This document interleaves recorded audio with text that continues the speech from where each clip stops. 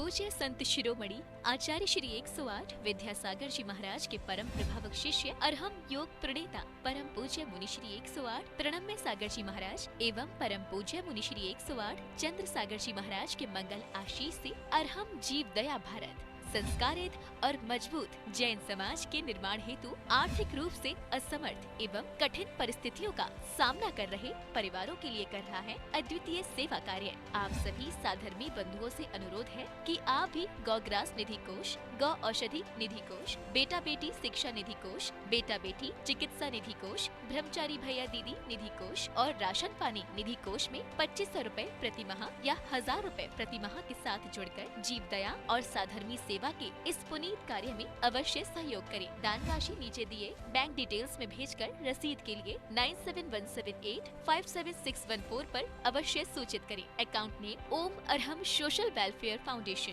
संपर्क सूत्र 9717857614 85869 84787 98108 43757।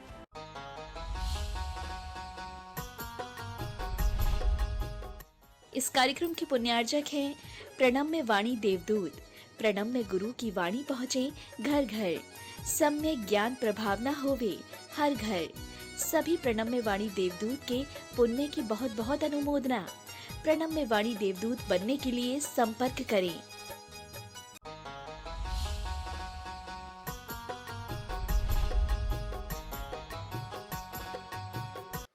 वो किसी किसी परिस्थिति पर निर्भर करता है, लेकिन सामान्यतया सत्य वचन अच्छे इसलिए लगते हैं क्योंकि अगर हम उसको प्रियता के साथ बोलेंगे तो वो सत्य बात भी हमारे लिए अच्छी होगी और वो सुनी जाएगी। सत्य बात को भी अच्छे ढंग से कहोगे तो लोग सुनेंगे। मान लो कोई चीज बिल्कुल सही है, लेकिन फिर भी अगर आप उसको अनादर करके बोल रहे हो, आप उसको गलत ढंग से कह रहे हो, चिड़चिड़ा करके बोल रहे हो, गुस्से में बोल रहे हो, तो वह बात अच्छी होते हुए भी सामने वाले को पसंद, सत्य होते हुए भी उसे सही नहीं लगेगी। इसलिए सत्य को भी तेजी से नहीं बोला जाता, सत्य को भी कभी गुस्से में नहीं बोलते। सत्य को बोलने के लिए भी भाव में एक नम्रता होनी चाहिए, तब वो सत्य दूसरों के लिए समझ में आता है। किसी ने भले ही कोई अपराध किया हो, किसी की भले ही कोई गलती हो, लेकिन अगर आप उसको प्रेम से बोलेंगे, पूछेंगे, तो वो उसका सही जवाब देगा। और अगर आप उसके लिए चिड़चिड़ा करके बोलेंगे, गुस्से में बोलेंगे, तो वह कहेगा हाँ हमने तो ऐसा किया, तुम्हें जो करना हो कर लो। ये शब्द कब सुनने को मिलते हैं?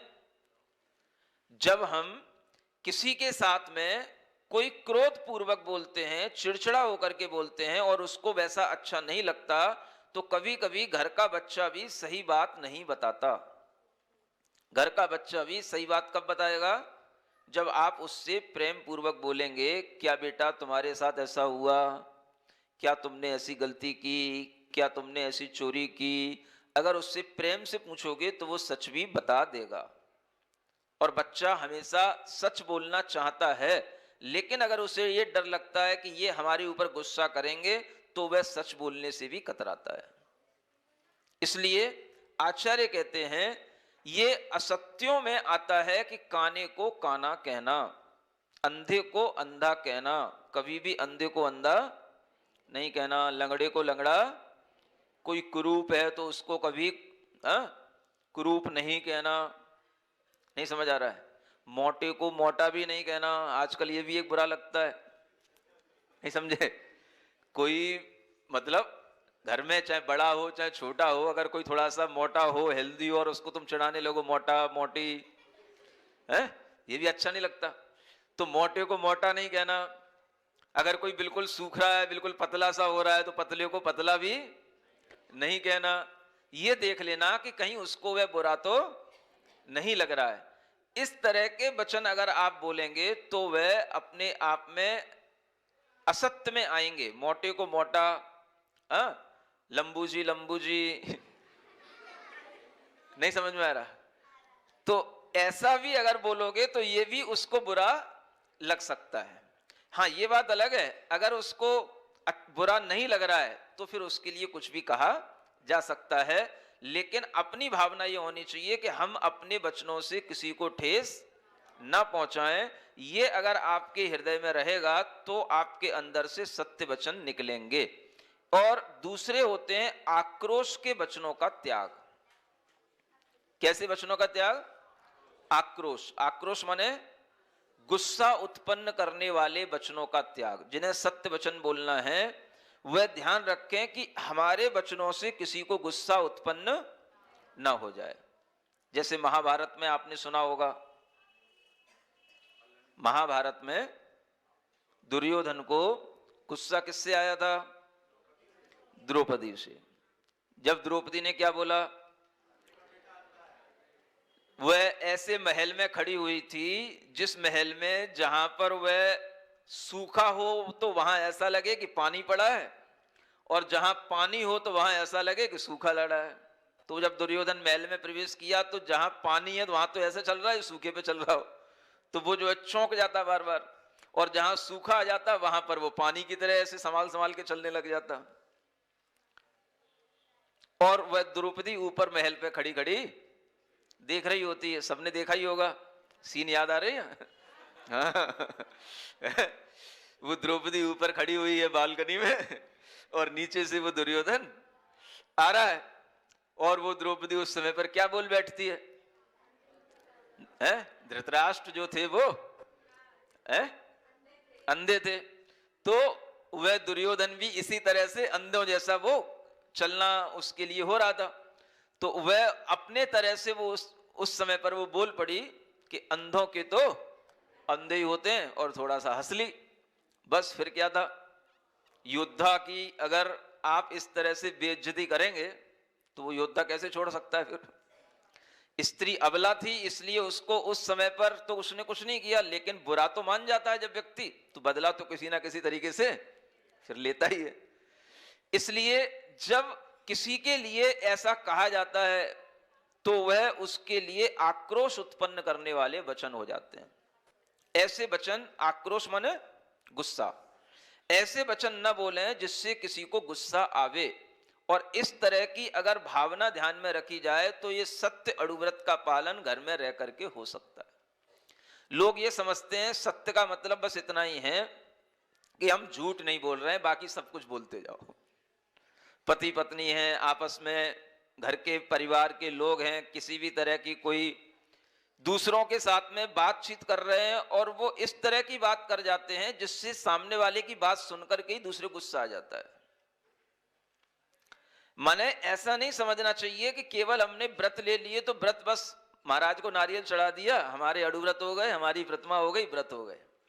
ये व्रत हमें जीना भी सिखाते हैं, हमारे आचरण में भी कोई परिवर्तन आना चाहिए, तब तो ये व्रत व्रत कहलाएंगे।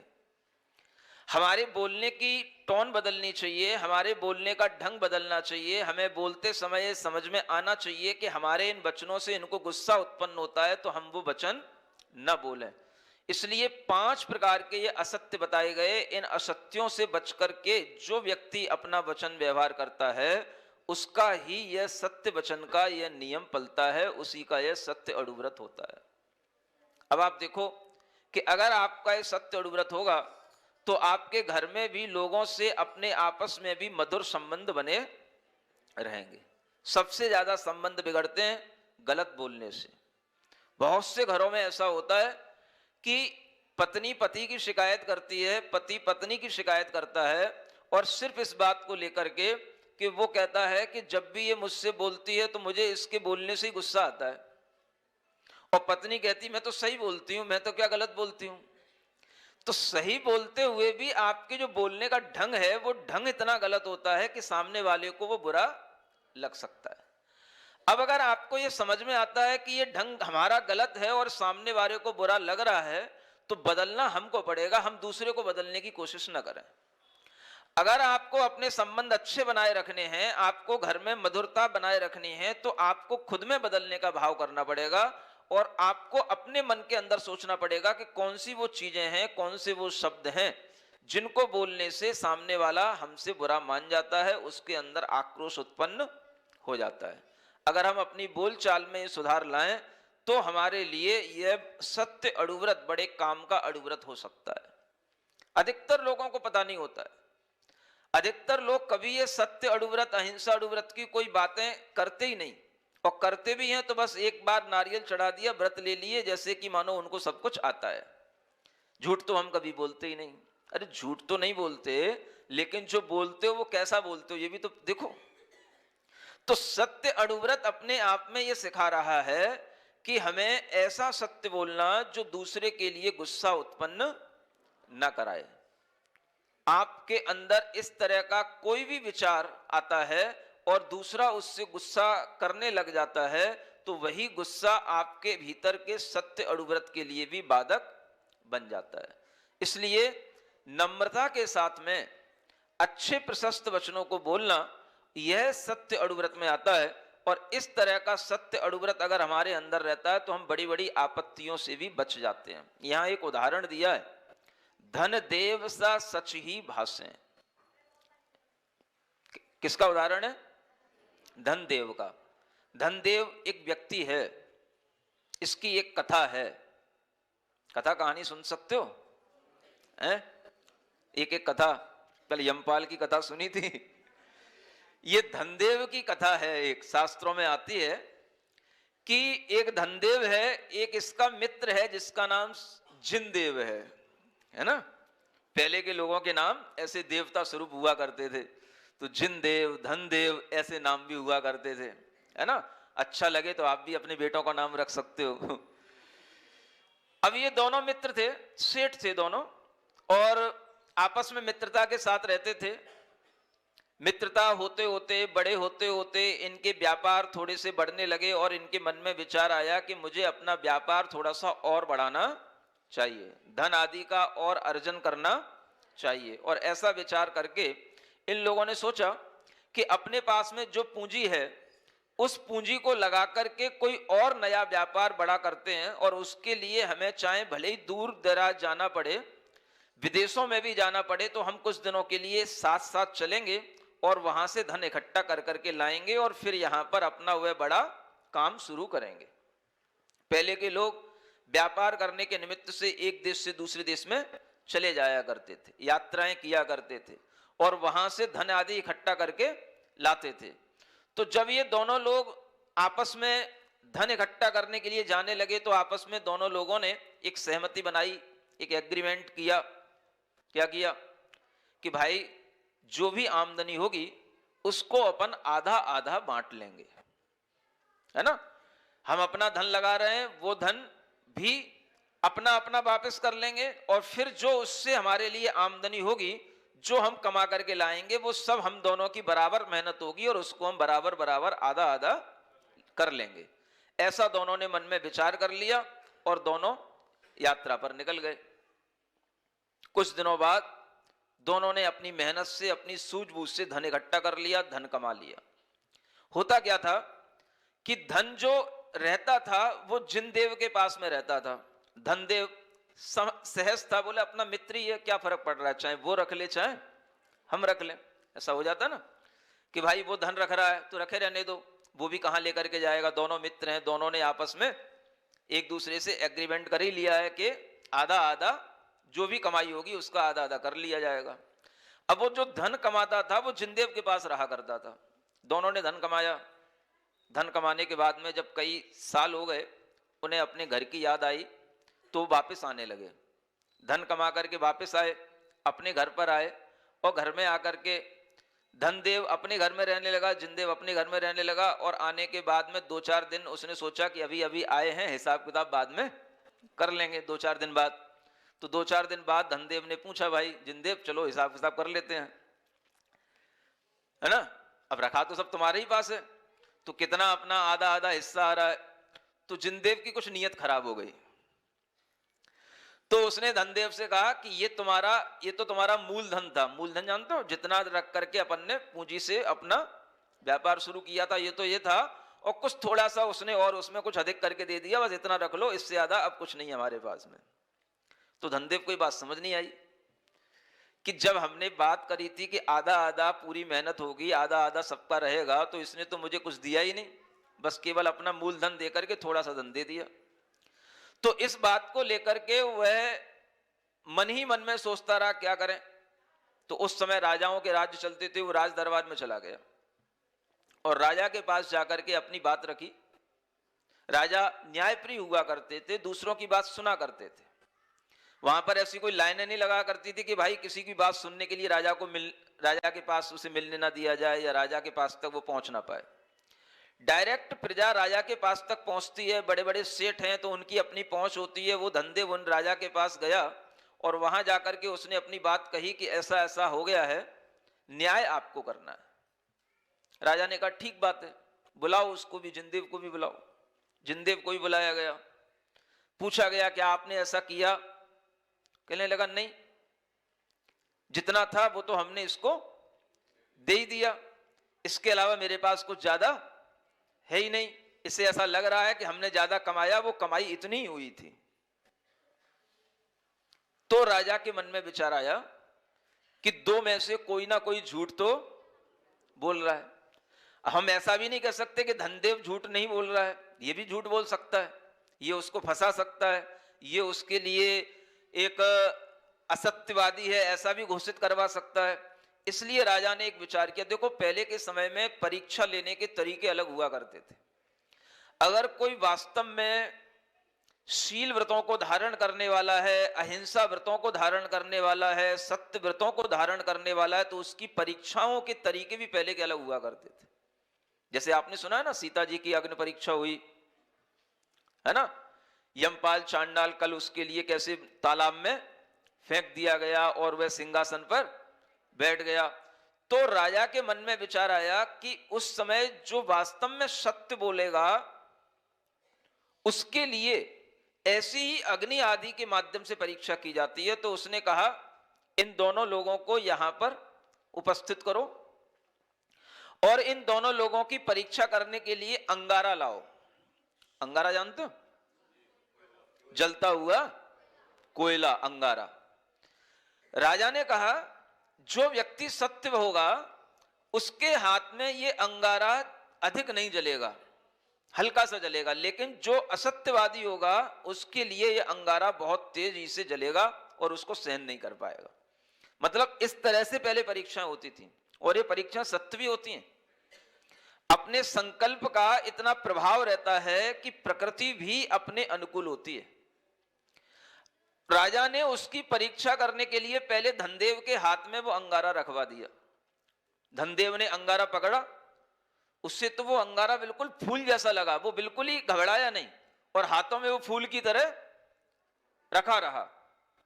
और वही अंगारा जब जिनदेव के हाथ में रखा गया तो जिनदेव तो एकदम से उसको छोड़ करके, उसका हाथ उतने में भी जल गया और वह छोड़ करके घबरा गया। लोग वहां सब बैठे हुए मंत्री बसंत्री सब देख रहे थे, देखो ये है। परीक्षा हो गई। जिसके हाथ में अंगारा रखा गया उसका हाथ जला नहीं और जिसके हाथ में वह अंगारा रखा गया उसका हाथ जल गया। तो अपने आप वहां पर बैठे हुए लोगों ने घोषित कर दिया कि धनदेव सत्य बोल रहा है और जिनदेव झूठा है। इसने वास्तव में इसका धन हड़प लिया है और उस धनदेव की उस समय पर जय जयकार होने लग जाती है कि ऐसा सत्यवादी होना चाहिए जैसा कि ये धनदेव है। फिर क्या हुआ? अब जिनदेव की तो बहुत अपमान हो गया। अब जिनदेव अपने अपमान के साथ पहले तो घर चला गया, लेकिन बाद में फिर उसको राज दरबार में फिर बुलाया गया और उसे समझ में आ गया कि अब मुझे राज दरबार में बुलाया जा रहा है तो माने अब मुझे कुछ दंड भी मिलेगा। तो जब जिनदेव को इस तरह से पता पड़ा तो धनदेव से पूछा गया, राजा ने पूछा कि इस जिनदेव को क्या दंड दिया जाए। किससे पूछा? धनदेव से। तो धनदेव कहता है ये मेरा मित्र है, मेरा मित्र था और रहेगा।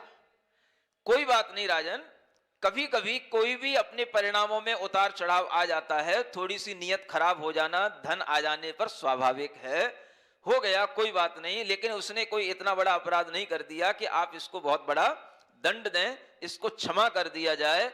तो धनदेव ने उसके लिए क्षमा करवा दिया और राजा ने उसको क्षमा कर दिया और इस तरह से धनदेव की और उसके सत्य की प्रतिष्ठा हो गई। ये होता है सत्यवादी का सम्मान। अगर सत्य बोलते हैं तो वो कहीं ना कहीं जरूर सामने आता है, इसीलिए कहा जाता है सत्य की विजय होती है, सत्यमेव जयते।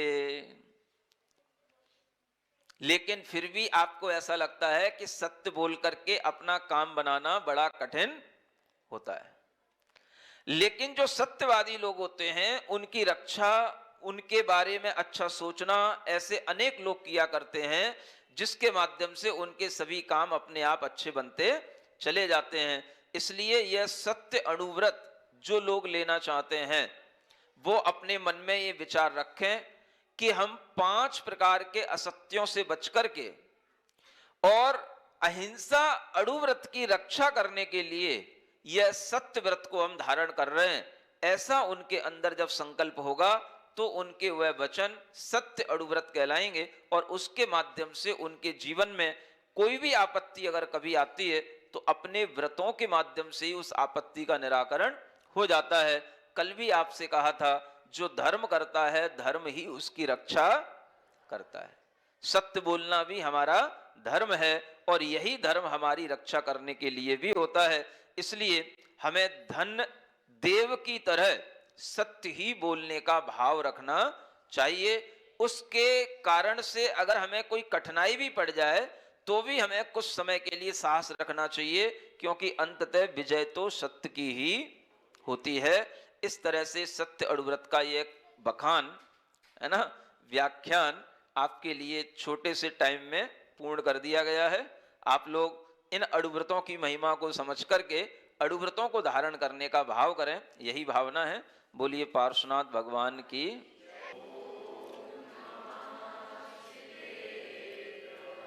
तीन लोक में चार हैं, मंगल शरण श्रेष्ठ, अरहत सिद्ध व साधुगण, धर्म जैन जग ज्येष्ठ। तीर्थंकर जिन देव की, जिन वाणी को ध्याय, सार्वधर्म संक्षेप से कहूँ चित्त हुलसाय।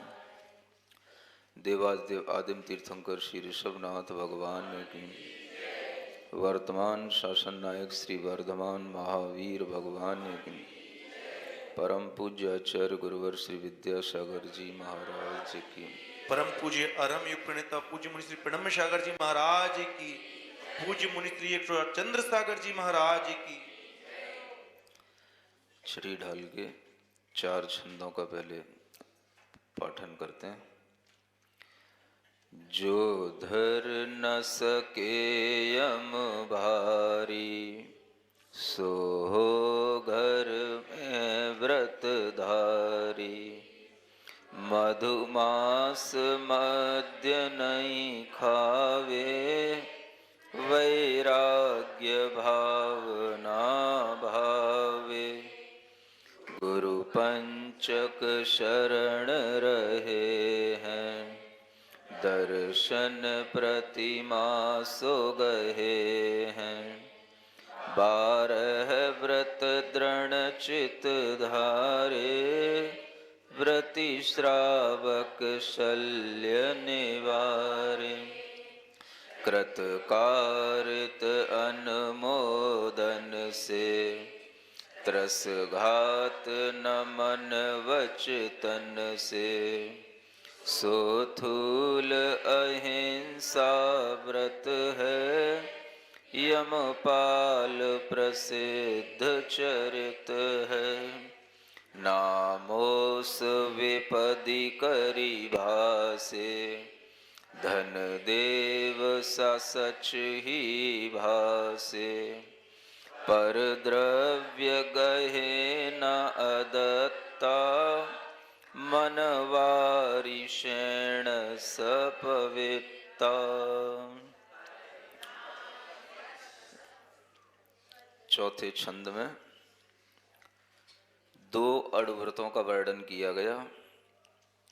प्रथम लाइन में सत्य अणुव्रत का वर्णन था जो कल आपको बताया, और द्वितीय पंक्ति में तृतीय अणुव्रत का वर्णन है जो आज पढ़ना है। पर द्रव्य गहे न अदत्ता। अदत्ता माने बिना दिया हुआ। पर द्रव्य जो दूसरों की वस्तुएं होती हैं, उन्हें अगर कोई हमें प्रदान नहीं कर रहा है तो हम अपनी तरफ से उन वस्तुओं को ग्रहण न करें। और उन वस्तुओं को ग्रहण करने में अगर हमारा भाव आता है तो उसी भाव को यहाँ पर चोरी का भाव कहा जाता है। यह भाव सभी जानते हैं, बचपन से सब पढ़ते आए हैं, और दुनिया में भी ये जाना जाता है, समाज में भी ये जाना जाता है कि चोरी करना बुरी बात होती है। फिर भी सब पढ़े लिखे लोगों को ये सिखाना पड़ता है कि चोरी नहीं करना चाहिए। सबको पता है, सबने बचपन से सीखा है और देखा भी है कि चोरी करना अच्छी बात नहीं होती, लेकिन फिर भी दूसरों की वस्तुओं को देख करके उन्हें उठाने का भाव, अपने पास रखने का भाव, उन वस्तुओं को ग्रहण करने का भाव जो आता है, यह भाव ही चोरी का भाव कहलाता है। आचार्य कहते हैं, किसी की वस्तु कहीं कोई रखी है अथवा गिर पड़ी है, किसी की कोई वस्तु, अथवा वह कहीं रख कर के भूल गया है, उसे याद नहीं रहा है, और वह आपके देखने में आ गई है वो वस्तु, और अगर आप उसको उठाते हैं तो वह चोरी कहलाती है। अब आप ये सोचें कि वस्तु को उठाना और उठाने का भाव करना, इसको एक नया नाम दिया गया, चोरी। पदार्थ तो, वस्तु तो कहीं भी किसी की पड़ी हुई हो सकती है, लेकिन उसे अपने पास में रख लेना ये सोच करके कि मुझको मिल गई तो मेरी है। क्या सोच करके? मुझको मिल गई तो मेरी है। जिसने उसको उठा लिया, वस्तु वस्तुतः किसी की होती नहीं है। एक पढ़ा लिखा इंसान भी जानता है पदार्थ कभी किसी का होता नहीं, द्रव्य किसी का होता नहीं, जिसके हाथ में पहुंच गया उसी का होता है। अब जब इस तरह की भावना आती है कि किसी के हाथ की कोई चीज अगर हमारे हाथ में आ गई तो भाई बिगड़ क्या गया, उसके हाथ में थी, हमारे हाथ में आ गई। लेकिन इसको चोरी कहा गया, और चोरी को एक पाप कहा गया। पाप क्यों कहा? कोई भी पढ़ा लिखा इंसान सोच सकता है कि इसे पाप कहने की क्या जरूरत थी। अगर हम आध्यात्मिक दृष्टि से देखें तो ये कोई पाप हो ही नहीं सकता। नहीं समझे? आध्यात्मिक दृष्टि में तो वस्तु वस्तु में है, उठाने और रखने से वस्तु का क्या बिगड़ गया? आपकी घड़ी आपके हाथ में थी, आपने अपनी घड़ी उतार करके वहां रखी, जब तक आपने पाद प्रक्षालन किया तब तक हमने वो घड़ी उठा के अपनी जेब में रख ली। तो घड़ी ने क्या बिगाड़ दिया? घड़ी का क्या हुआ? घड़ी तो घड़ी के पास ही रही, है ना? व्यक्ति कौन क्या कर रहा है, इसका भाव क्या चल रहा है, और वह भाव उस वस्तु के प्रति कैसा हो रहा है, इस भाव को एक नाम दिया गया चोरी। आप ये समझे, वस्तु का कुछ नहीं बिगड़ रहा, व्यक्ति का भाव बिगड़ रहा है। और भाव किस रूप में बिगड़ रहा है? कि जो वस्तु दूसरे की है उसे हमने अपना मान लिया, अपना बना लिया, दूसरे की वस्तु को दूसरे का ही रहने देना। अब उसी वस्तु को देखो, मान लो किसी के मन में आया कि भाई ये घड़ी को बहुत देर से देख रहा है, चल ले, ये घड़ी तेरे लिए है, और उसने वो घड़ी उसको दे दी। तो वो चोरी नहीं कहलाएगी। समझ में आ रहा है? इसलिए लिखना पड़ता है अदत्ता दानम स्तेयम। बिना दिए हुए किसी की वस्तु को अगर ग्रहण करते हैं तो वो चोरी है। वस्तु को ग्रहण करने का नाम चोरी नहीं है, लेकिन वो वस्तु बिना दी हुई अगर ग्रहण की जाती है तो चोरी है। घर में बच्चे होते हैं, बड़े होते हैं, शायद ही कोई बच्चा हो जिसने घर में कभी चोरी ना की हो। समझ आ रहा है? हो सकता है आपको याद ना रहा हो, इसलिए आप कहो कि नहीं महाराज हमने कभी घर में चोरी नहीं की। लेकिन घर में चोरी किए बिना बच्चों को मजा आता ही नहीं, घर में अच्छे से रहने आता ही नहीं। सबने चोरी की घर में? कितने लोगों ने की? हाथ उठा के बताना। कभी बचपन में चोरी नहीं की? बुढ़ापे की बात नहीं कर रहा हूं, बचपन में कभी चोरी नहीं की? कुछ नहीं चुराया? कभी किचन से कभी मीठा भी उठा करके नहीं लिया कभी बिना पूछे? इतने शुद्ध थे आप लोग। नहीं उठाया कभी कुछ भी? भले ही अपना घर है, अपने घर में कोई चीजें रखी हुई हैं, लेकिन कभी कभी घर में भी ऐसा होता है कि जब कोई देने वाला नहीं है, दादी हाँ किचन से। तो इस तरह की कोई भी मनोवृत्तियां जिसके माध्यम से आपको कोई भी चीज कहीं रखी हुई है और वह आपको उठा लेने का भाव हो गया, ग्रहण कर लेने का भाव हो गया, वो हो सकता है वो चीज सबके लिए रखी है, आपके लिए भी रखी है। आप अगर उस चीज को मांगेंगे तो मना नहीं किया जाएगा, लेकिन फिर भी आपका मन होता है कि नहीं मुझे बिना पूछे ही लेना है, चुपचाप से निकालना है, पता नहीं पड़ना चाहिए। सुन रहे हो? ऐसा मन होता है कि नहीं? बचपन में सबका मन इस तरह से रहता ही है। बच्चे जब भी देखते हैं कि उन्हें कोई भी चीज जो चाहिए है और वह चीज उन्हें जितनी मात्रा में चाहिए वो अगर उतनी मात्रा में नहीं मिल रही है, तो वह उसके लिए मन बना ही लेते हैं कि जब मम्मी मंदिर जाएगी तभी हम बर्फी खाएंगे। समझ आ रहा है? इस तरह का मनोभाव चोरी का कहला सकता है, लेकिन उसके पीछे कौन सा मन चल रहा है, कौन सी कसाय चल रही है, यह सोचने की जरूरत है। इसे चोरी नाम दिया जाए कि नहीं दिया जाए, यह भी विचार करने की जरूरत है। घर अपना है, चीजें अपनी है, और वो चीजें मान लो अपने लिए भी बनी हुई हैं, लेकिन फिर भी उन चीजों को ज्यादा लेने का भाव, उन चीजों को बिना किसी को बताए लेने का भाव, ये जो आता है, इस भाव में क्या होता है? कोई भी वस्तु अगर हम सिर्फ ये जानकर के ले रहे हैं कि वो देख ना ले,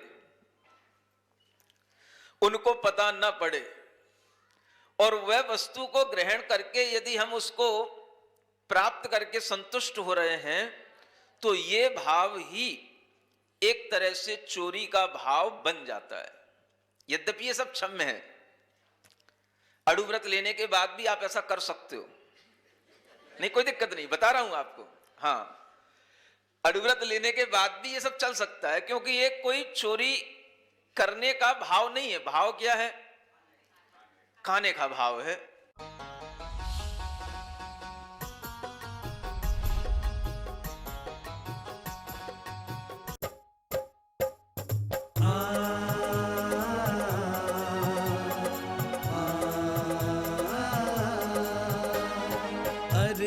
जीव दया भारत का सेवा ही बस काम है, सहभागी बन पुण्य कमा लो, सबसे ये आह्वान है। प्रणम्य सागर गुरु महाराज की सोच का ये परिणाम है, सहभागी बन पुण्य कमा लो, सबसे ये आह्वान है, सबसे ये आह्वान है। अर्हम योग प्रणेता ने ये पावन दीप जलाया है, साधर्मी का बने सहारा, बीड़ा ये ही उठाया है, बीड़ा बीड़ा ये ही उठाया है, चलो उन्हें खुशियों से मिलाए, बड़ा पुण्य का काम है। सहभागी बन पुण्य कमा लो, सबसे ये आह्वान है, सबसे ये आह्वान है। जीवों के भोजन का प्रबंधन, असमर्थ बच्चों को शिक्षा, रोजगार की करें व्यवस्था, मांगे ना कोई भिक्षा, मांगे ना कोई भिक्षा। अरहम जीव दया भारत बस करती ये ही काम है। सहभागी बन पुण्य कमा लो, सबसे ये आह्वान है, सबसे ये आह्वान है। गाय धरा पे रहे सुरक्षित, गौशाला है बनवाई, जीव जंतु की भोज व्यवस्था सुंदर रूप से करवाई, सुंदर रूप से करवाई। साधर्मी भूखा ना सोए, रखना सबका ध्यान है। सहभागी बन पुण्य कमा लो, सबसे ये आह्वान है, सबसे ये आह्वान है। साधर्मी रोगी के इलाज को हम मिलके हैं करवाते, जाने कितने असहायों को राशन घर में पहुंचाते, राशन घर में पहुंचाते। लक्ष्य हमारा उन चेहरों पे लानी बस मुस्कान है। सहभागी बन पुण्य कमा लो, सबसे ये आह्वान है, सबसे ये आह्वान है। दान धर्म ही साथ जाएगा, बाकी सब तो धोखा है। पुण्य के भागी बन जाओ, ये बड़ा ही पावन मौका है, बड़ा ही पावन मौका है। जुड़ के जीवन सार्थक कर लो, पावन ये अभियान है। सहभागी बन पुण्य कमा लो, सबसे ये आह्वान है, सबसे ये आह्वान है।